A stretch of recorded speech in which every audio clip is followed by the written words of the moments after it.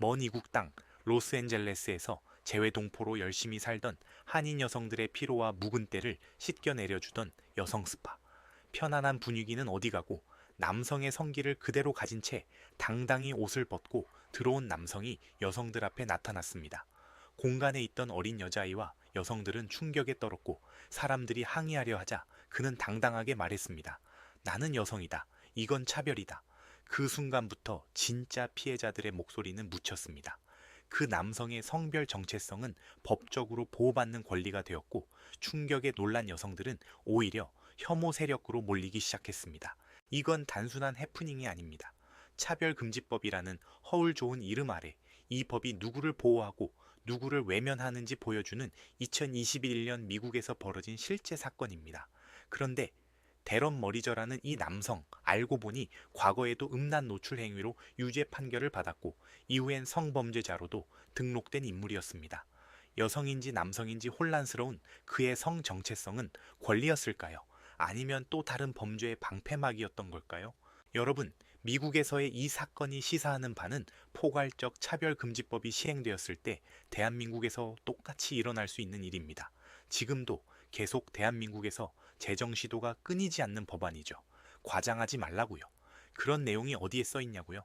그렇다면 재정 시도되었던 법안 중 차별금지법 찬반 논쟁에 불을 지폈던 2020년도 진보 성향 정당 소속 장혜영 의원 등이 발의했던 법안을 살펴보시죠.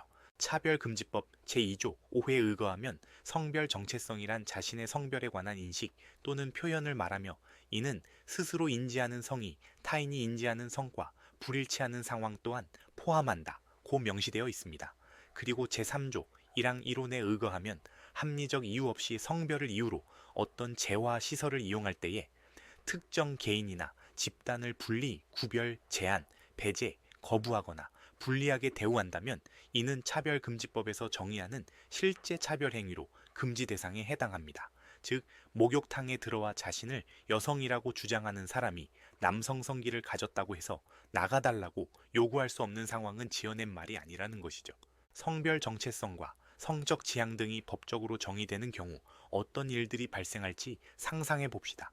학교에서 교육받던 미성년 학생이 본인의 타고난 생물학적 성을 부정하고 다른 성별을 주장하는 성소수자로서 학교 생활을 지낸다고 가정해 볼까요? 학교장은 차별금지법 제32조 1회 의거, 교육 목표, 교육 내용 등의 성별 등에 대한 차별을 포함하는 행위를 해서는 안 될 것입니다.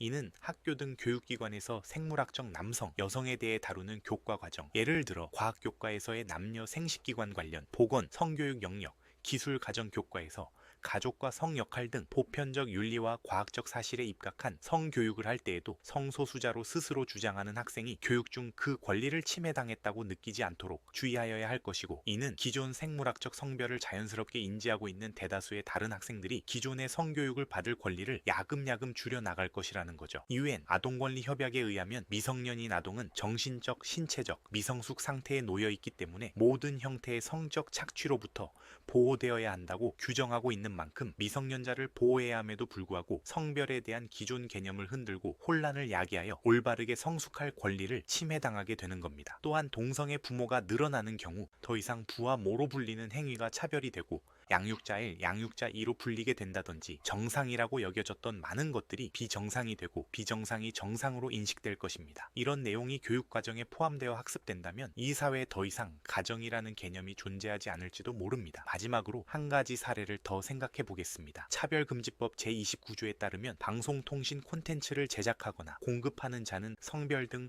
23가지 차별금지 사유를 이유로 방송 서비스의 제작 공급 이용에 있어 차별해서는 안 됩니다. 그렇다면 해당 사유들에 대해 비판적이거나 동의하지 않는 의견을 유튜브나 개인 방송을 통해 표현할 경우 이는 사실상 법 위반으로 간주될 소지가 있습니다. 또한 제30조 제1호는 법인세법 시행령에 따라 지정기부금 단체로 지정된 단체에 적용되며 통상적으로 종교법인이 이에 해당합니다. 이러한 단체에 대해서도 해당 단체의 가입활동, 이익 공여에 있어 23가지 사유를 근거로 차별하는 것이 금지됩니다.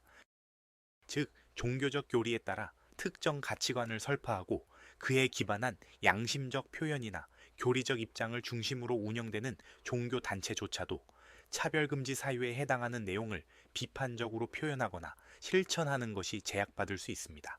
결국 차별금지법이 규정한 23가지 사유는 어떤 맥락에서든 비판하거나 반대하는 것이 허용되지 않는 일종의 언터처블한 영역이 되는 것입니다. 차별금지법의 세부 조항들과 관련된 실제 사건과 예시들을 보며 어떤 생각이 드셨나요?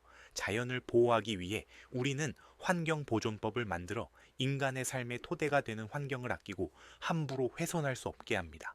하물며 만물의 영장이라고 하는 자연의 대표인 인간을 지키는 것은 당연한 것 아닌가요? 그런데 그러한 인간을 열심히 지켜도 모자를 파내 차별금지법을 만들어 인간의 고귀한 가치를 훼손하려고 하는 말도 안 되는 상황입니다.